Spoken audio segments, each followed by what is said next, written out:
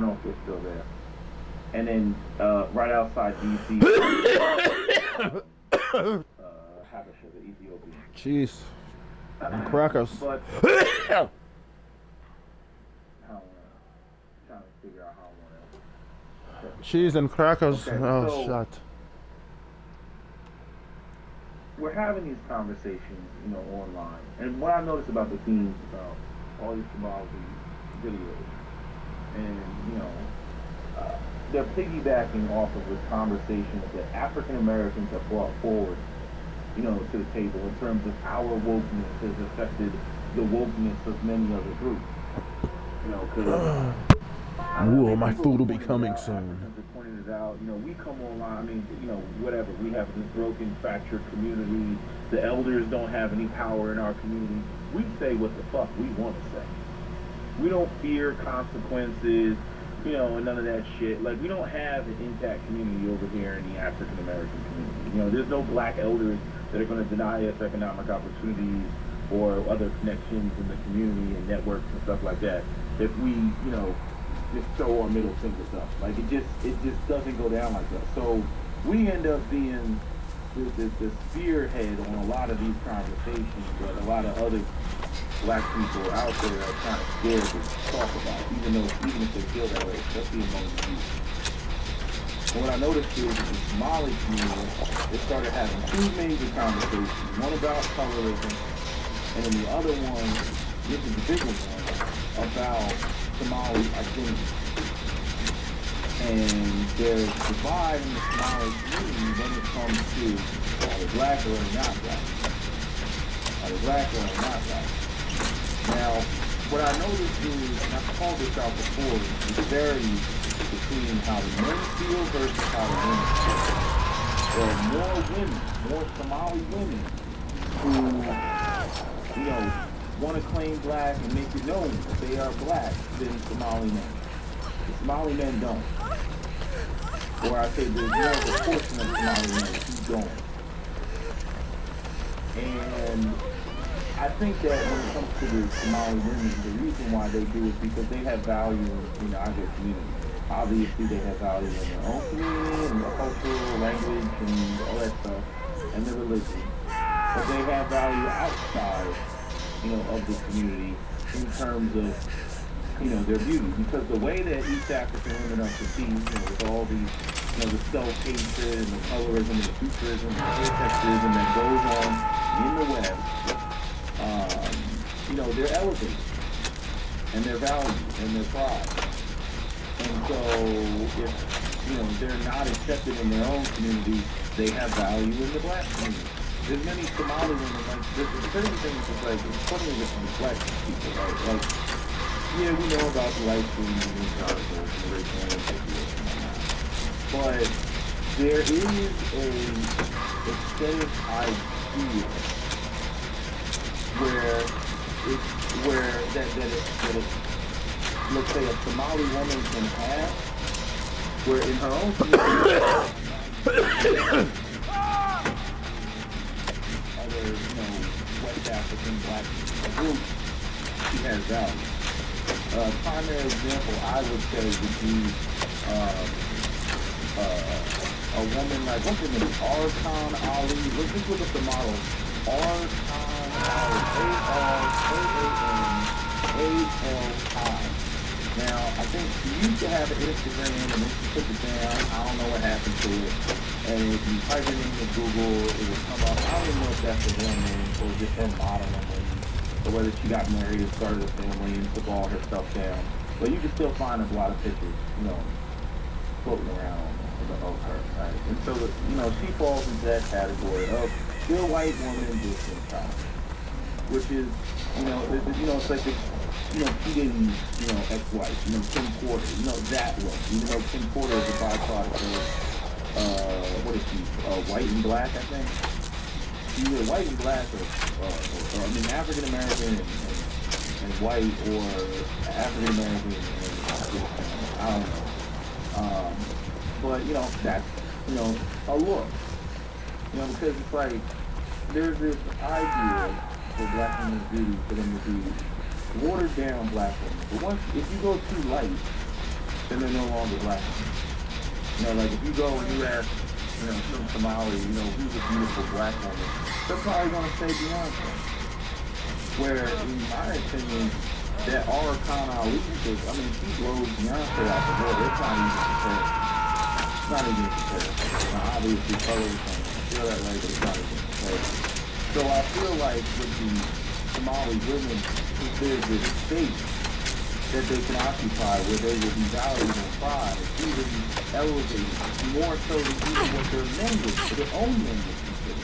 And there's a whole category of East African women where you got West African men that would jump up and down, or men, you know, West African men of you know, or black men of the black diaspora who are West African descent who would jump up and down about East Africa. Does that involve self-hatred? Is it rooted in self-hatred? Is it rooted in colorism and featureism and hair texturism and all that shit? Absolutely. Absolutely. Now, the men, the Somali men,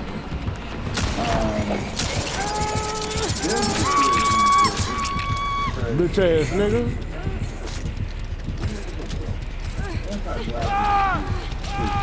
Everywhere. You got Southeast Asians making videos about anti-blackness. You have the Hispanic community making videos about anti-blackness. You know, it's all talking about the existence of the American community. You have some honest Arabs making videos about anti-blackness. And then, you know, even with the Somalis, and Somalis have their own conversations to recognize that there's anti-blackness in their own community. Even internally, I mean, that is the definition of colorism. It's not just some external event, it's internal. And I got another video, again, the receipts are all over the place. I mean, I would love to sit there and grab the script and cut them and dice them and put them up there and whatnot, because I don't really have to worry about copyright. But it just takes so much time, so much space on my hard drive, it's a pain in the ass to do. So I'll just put the links of these videos in the description box. You know, like, the one woman who wrote all the comments, the Somali woman who wrote all the comments in the comment section, and she deleted her comments and went away. Like, we're having this discussion about the origins of Somali people and all that. And then, again, this is where you guys get messed up, because you say things that are just patently false. He said, colorism started, you know, the Somalis didn't have colorism because we talked about dark skin and brown skin and our you know, Somali songs, old songs, folklore songs, stuff like that. And then she said that colorism started in the 90s. Alright, started in the 90s, and yet you have all these Somali people making videos talking about the sideways comments that they're, especially the girls, sideways comments that other women in their family will make about, you know, somebody being lighter or somebody being darker, or how the lighter daughter has more value, and how they, you know, you know, and fondle, you know, over their lighter or fairer skinned child. And the same thing plays out with, you know, the Pakistanis and the Indians. They also, you know, discuss, you know, their issues, you know, with colorism, because that's another population where you have, they're all within one continent, or one, you know, or one country, and you have the Indo-Aryan people, right? The lighter skinned people, the people that are like the Mongols, and not the Mongolians, but the Mongols, right? I think they're like a separate group. And then you have what's the other? The Dravidians, right? The South, the ones that are very dark, right? And you know, they got the same. So and it's funny how, like, you know, it's like when it comes to anti-blackness, like, you'll have other groups of people who are just as brown as black people, but it's like it's the anti-African blackness that is the most anti of them all. Like, it's the most anti, like you can't get any more anti than anti-African blackness. Not just. I tried to go back for him. I promise you, I tried to go back for him. I think that when it comes to the men, they don't. They recognize the anti-blackness, and they say to themselves, "Well, we don't want to be associated with that." Right, but damn, oh, okay, because it's like it's shit saying 20, but then it's saying, oh, that's right, because they turned that off, so the levels don't matter right now. That's right. It did say for the next few days that levels won't matter. They're just gonna put everybody with everybody today. You have to put a status. I actually had fun on that one. Somali men just don't have that. Oh, yeah. They don't have the status. One of the things that Captain Solo, when we were talking not too long ago, he pointed that out. About how light-skinned black men in America, they don't have any status. He's like, there's a whole bunch of stuff that revolves around, a dark-skinned black man. I mean, the guy even pointed it out, in the video. I mean, excuse me, the guy, one of the Somali guys, light-skinned Somali guy. I put the clip in the description box. I actually put it on my last video. But he said it right in the video. He was like, damn. I feel like light-skinned Somalis are being pushed out. All these women, they want dark-skinned dudes. And then he started singing, Pop Smoke. I like my dark skin. I like my melanin, right? So he started like singing the song. And it's like, here you, again, Pop Smoke. Here you got this artist, 20-year-old artist that came out of nowhere, before he got killed. And, here he's got this international song, right? And then going back to the woman that talked about, what did she talk about? The whole the songs, and talking about the ancient songs, and they spoke about dark skin. What was so silly about that? That's like me saying, like the guy went up there talking about Pop Smoke, I like my dark skin, I like my melanin, right? But then he's got the other song with, who is it, Roddy Ricch, talking about Hello Yellow, right, that black women had a problem with a couple months ago, and they were like, they were screaming colorism. So it's like if you want to say because there were songs written that colorism wasn't some long-standing issue that existed for a long time in Somalia because of ancient slave trade and all that. That's like me saying that colorism doesn't exist because here we got this one Pop Smoke song, and he says, I like my dark skins, I like my melanin. You see what I'm saying? Like, it doesn't add up.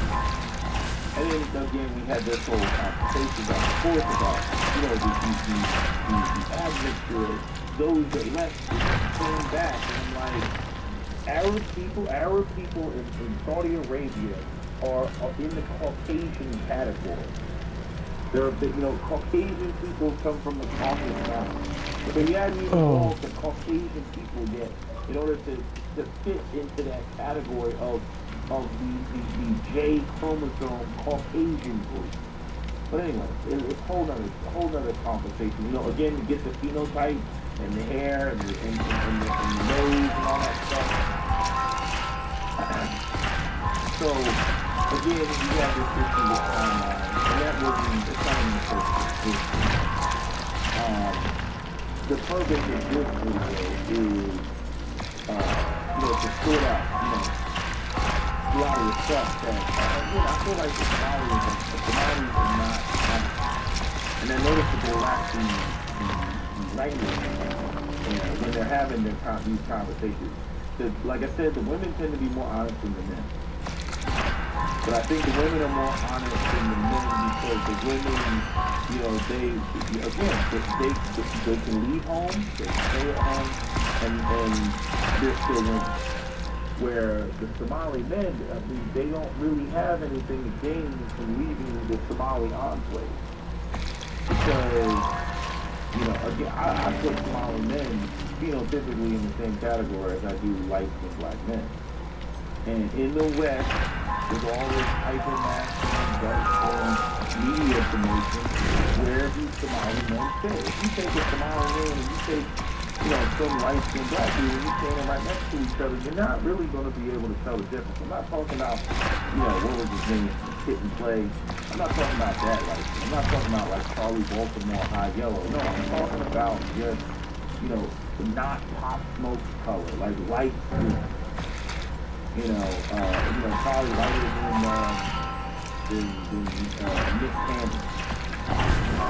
I mean, again, like look, some Christopher Williams looking crazy. I know for some of you all have to Google because you're too young to know who Christopher Williams is. He's the one that got stabbed in the name of New Jack City. Wesley Snipes stabbed him in the name. Right? He told him, sit your $5 ass down. Or told the other dude, sit your $5 ass down before I make change. But I'm saying, guys that look like that. And, I mean, it's, I just think that there's no, there's no, what do you want to call it? I mean, there's no status. There's no status. And so it's like, no, and then anti-blackness, oh no, I don't want to associate with that. Or with the women, but yes, we want to associate with blackness, that way we can be firsted after our woman. But Miss H, she wrote that in the comments section. Yeah, well, we want the privileges of non-black, but my sisters prefer to be firsted, or they enjoy being firsted by dark-skinned black men. I'm like, I already know it. That's not a surprise. I don't know whether she's trolling or not, but I'm saying that is not a surprise. Because that falls right into the category of, the light-skinned black women whose cap was called self-hating. Because they don't want to bother with light-skinned dudes because they don't have as much value with light-skinned dudes. They don't have as much value with their own men. They want the self-hating, colorist, or rooted in self-hatred, dark-skinned men that are going to jump up and down because they also are trying to get away from blackness. But see, the thing is like, as African Americans, we've had extensive conversations about self-hate and colorism, and we've walked through all of that, right? But with the Somalis, it's like they're still at like the baby steps. Like they don't want to acknowledge. It's not an open, fluid conversation. It's just kind of like, that's not our problem. That's you bringing African American problems over here. It's like, nigga, we see right through you. We see right the hell through you. Like, cut the bullshit. No, it's personal preference. Like, you're going to see the dude saying in the video, it's personal preference. But again, I'm like, man, we done graduated past the personal preference argument. Just so you know. I mean, and this video was like 6 months ago. It's personal preference. And I'm like, and all of you just so happen to have a personal preference for the light skin. For the light skin, Somalian women. Right? What's crazy is like, like again, there's a particular look that'll be elevated in the black community, in the African American black community, when it comes to the Somali women. Right? Again, Arkan Ali, she's got the look. But then you always get, this is what I always notice, you always get these ugly, light-skinned, pencil drawn on eyebrows, too much damn makeup, not particularly pretty at all women, right? And they're ones that always lighten their face up and their face doesn't match their neck.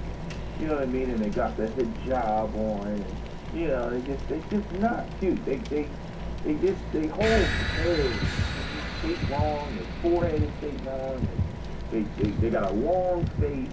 You know what I mean? Sometimes it just the genetics just doesn't play out right. And those will be some of the most shit-talking Somali women ever. And they think that they're a bad bitch because, like, I guess in Somalia, where it's all about lightness, they'll try to, they think that they're a bad bitch because, in their village or some shit, they're a bad bitch. But, like, by Western standards, it's like, you not a bad bitch. Like there's darker skinned Somalians that are way badder than you, that look better than you, and they just look so manufactured. You ever seen these manufactured chicks? You know what I mean? They're doing all this stuff and You know, they got all these fake eyelashes and fake everything on, and just pounds of makeup on. Archon Ali model. Let me see if I can find her. Just take a look. Yeah, she's up there. Yeah. Yeah, that's, yeah, she's, oh, she got a, yeah. Yeah, that's a bad bitch. I'll try to put her,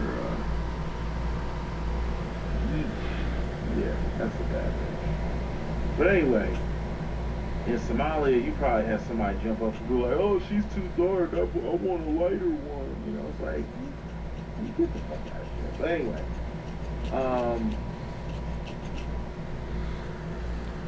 what was I gonna say? Something else. I'm tired. Why don't the videos when I'm tired? Oh, anyway, so let's get on to let's move on to this conversation. Because you know, the anti-blackness and the whole religious conversation, it kind of goes on the social aspect. So, you know, I started out.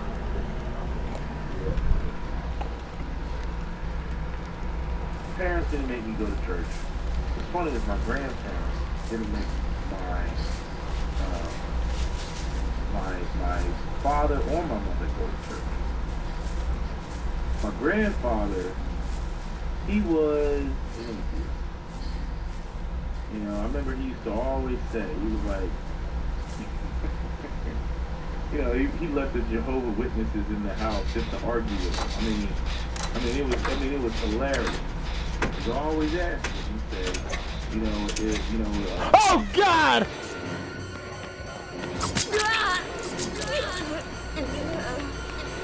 always did. They didn't have answers. They were trying to prove they were watching arguments. And for myself, Christianity is like, man, you sitting there, you're looking at the white Jesus up on the cross. Then you grow up, you know, discover, it's like, wait a minute, white people are from Europe. Well, why does Jesus look like he's from Europe and the Middle East is way over here? Right? And the people, they don't necessarily look the way that Jesus is depicted. They don't look like that.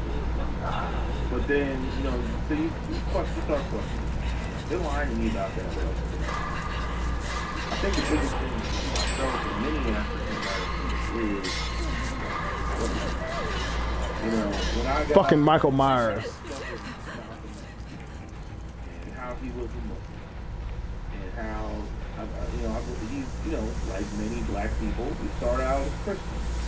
You know, we don't know any better. It's just, you know, what we were born into. Everybody goes to church. You know, you get involved in the spookyism, the idea that, you know, oh, well, you know, God, you know, if you walk away from Christianity, you know, he's going to burn in hell, and all this spooky bullshit, right? And, I mean, that's just what you're taught, and it's, you know, socially acceptable. You know, old black people who are... You being the master of unlocking. Like, yeah, I know why they want to be religious, go to church, and why they want to have a conversation about God not existing, or Jesus not existing, or any of that, because I mean they were on their way out the door. That was, you know, that was their ticket. They weren't going to mess that up, right? And then, you know, you grow up some more, you find out the history, slavery, discover Christianity. This bitch ass nigga just would not leave.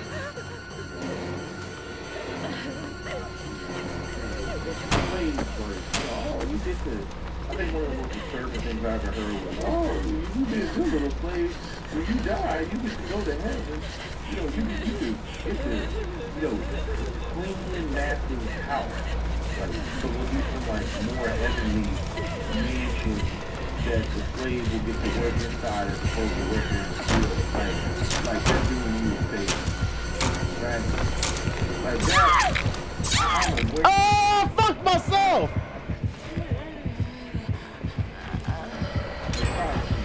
Like, I don't know. But I remember that. And, then I really started getting, Hoe ass nigga, man.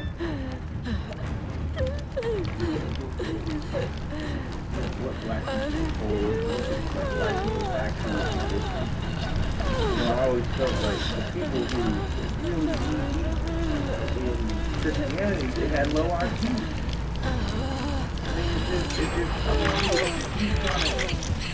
Me as an intellectual person, I'm trying to sort through a problem and talk about something and get real deep and whatnot. They just oversimplify and shut the whole conversation down with, God, this, God, that. Like, God damn it, man, like, I'm trying to get this out of I hit the motherfucking thing! Lying ass niggas, boy! Oh, that's it.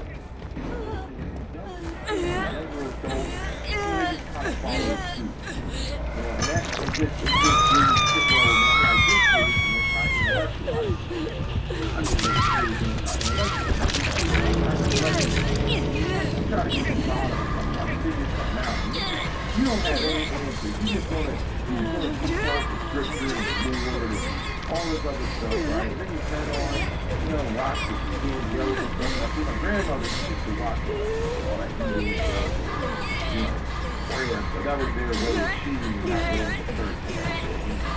You go up there, fight me, open the mic, touching somebody on the forehead. They start having the keys on the ground. You sit there and wonder if that shit really works.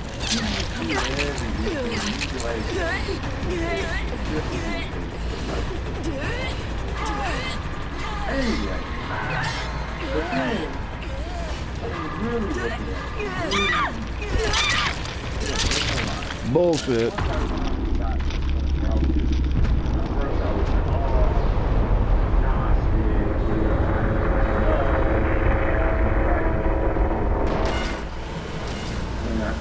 What brought me to atheism is, I'm saying, what's weird is it's like, when I say atheism, there is a God, but the God might as well not exist because I don't believe that the God has this, this individual, touching each and every person and changing the world so that, this group of people or this one particular person can benefit. You know what I mean? You understand, like, in order for something to happen, people are like, oh, this just happened to me. You not understand that literally God would have to change, like, every freaking atom on planet Earth and move it around, from the wind all the way to, like, the water. Like, in other words, nothing can be moved around without it somehow affecting something. That's just not how the laws of the universe work. It's not how physics works. But again, you'll talk to Christians and we'll just be like, it's magic. God is omnipresent and omnipotent and, this spaceless, timeless being and can do just anything and whatnot. Yeah, God can do anything except for get rid of anti-blackness in the world and racism. Funny how that works, right? But anyway. Right, because we're what, like 2,000 years deep, and yet the racism still exists, the social, economic inequality still exists. I'm gonna get to that. That's where I'm going with it. And so, I had my moment where I walked away. I walked away from Christianity, and then it just didn't make sense to me. And I was like, well, maybe I gotta have a God.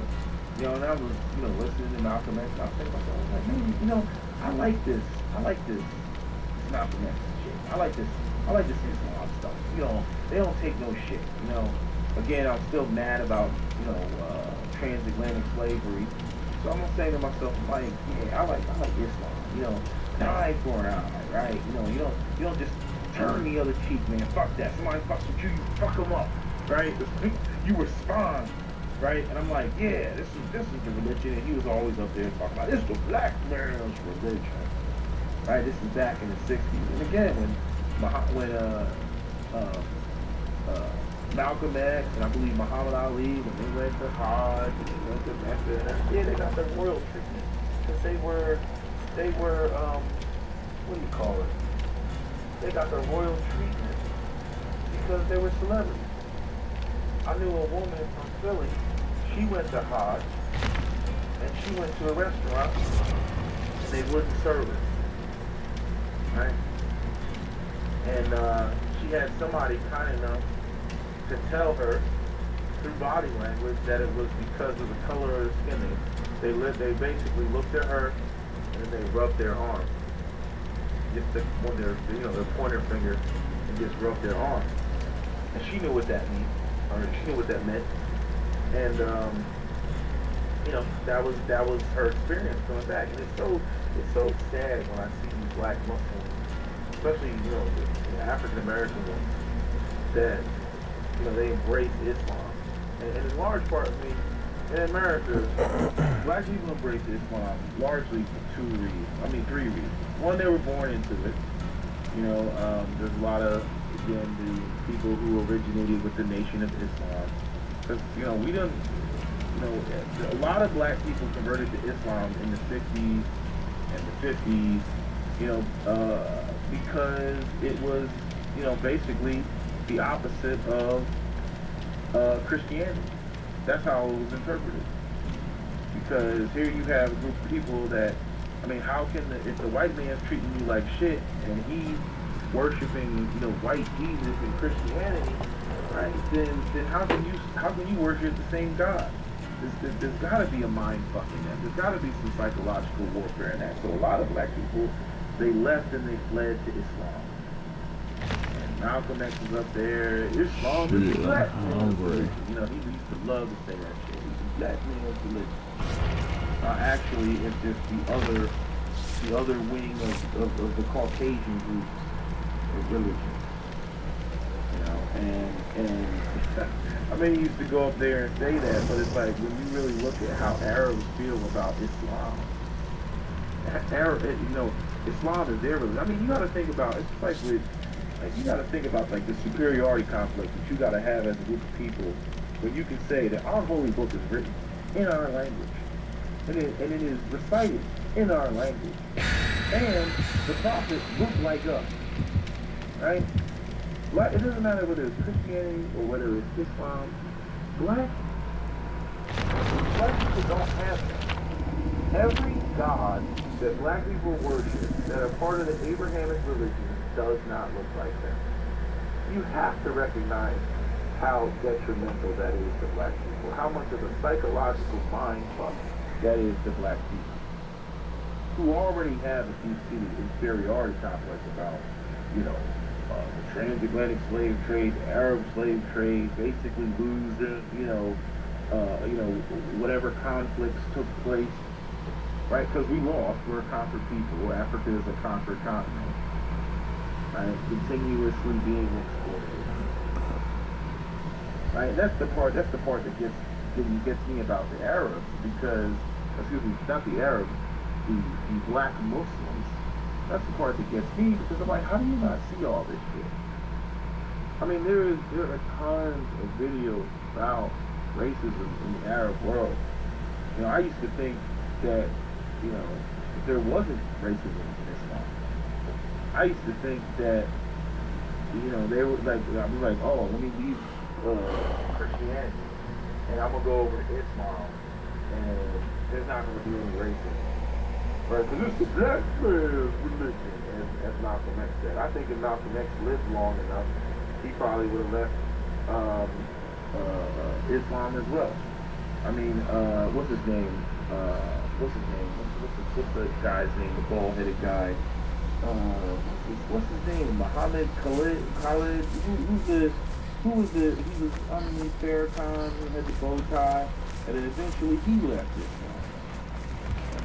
And he's got a big video on YouTube that he talks about that he was just a Wahhabi. And the fact of the matter is, again, and he went to the same thing. Went to Hajj, talked about that whole thing about, there was some black woman, she was like old or decrepit or something like that. And there was an Arab spiritual person that, you know, I guess he was eating on the ground or something like that. I don't know. He was on the ground and he put his hand on it. Some people were saying that collar or something. Anyway, he freaking ripped him up. Like, don't you think they can do that? You know what I mean? Like, you just took yourself like away about the Arab man looking like a black man. You know, having, you know, peace with it.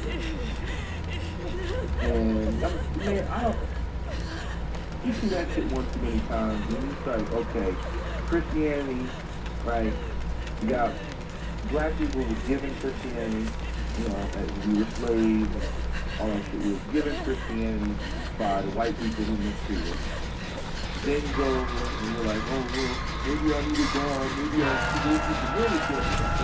And you listen to all the people think the bullshit they tell you about Islam. And you go over there, right, and you discover that it's the same damn history. It's the same damn history. It's the same damn, the Arab superiority complex, no different than no other superiority complex. And I think that part of the issue for a lot of people that, you know, that's Islam is a part of that culture. It's like the Jewish people, like the ethno-religion. You know, for most, you know, African Americans, you know, we can look at Christianity, we walk away from it because we know that, you know, that wasn't our culture. I noticed you had West Africans that were Muslims. Right, but we, again... Nani?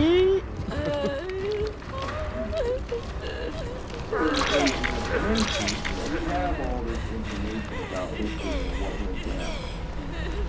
And I don't know what they teach y'all Somalis.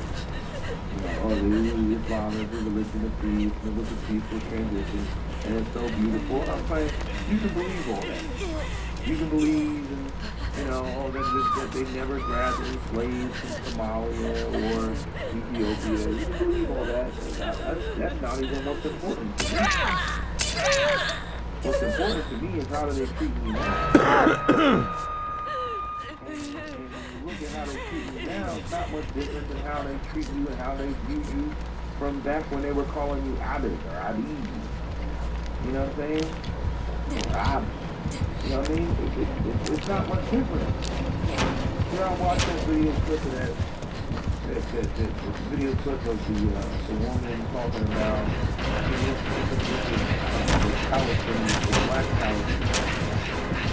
Y'all don't know.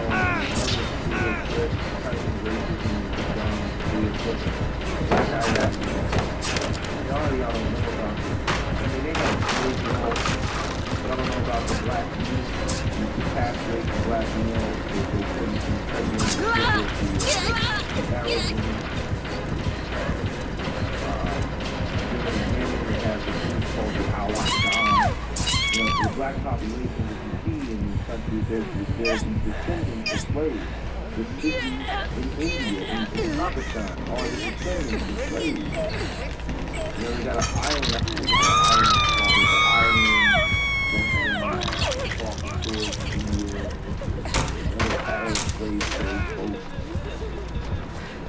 you know, so, you know, these are populations that people don't mingle with those populations. They're the downtrodden, they're the underclass. They have no status. And, you know, I don't, it's like, it just blows my mind at how, again, I'm looking at the current conditions. I'm looking at, like, how black people are existing today. You go throughout the Western society, black people tend to be the poorest. You go into the Arab world, and, you know, it's like black people are, like, prostrate on the floor. The conditions are even worse. You know, kids playing in the street with no shoes, you know, and then you'll have some, you know, like in the video clip, you got this black man, he's like boiling cheese and shit on the street, and he's like, oh, this is so racist. You know, I'm just like, nigga, you see how you live? You know what I'm saying? Like, you got Arab. What is he doing? He's in the person.